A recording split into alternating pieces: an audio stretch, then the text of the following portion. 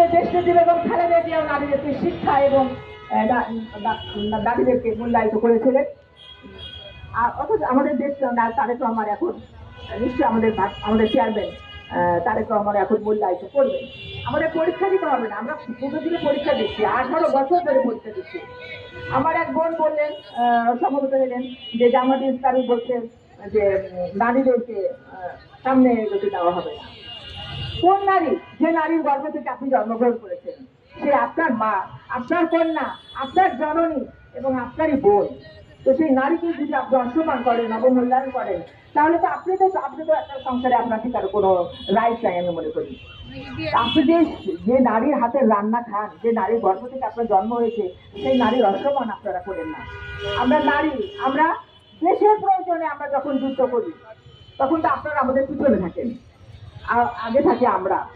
সমস্ত বিপদের ঝুঁকিটা নেই আমরা নারীরা, আর সেই নারীদেরকে আপনারা অবমূল্যায়ন করছেন।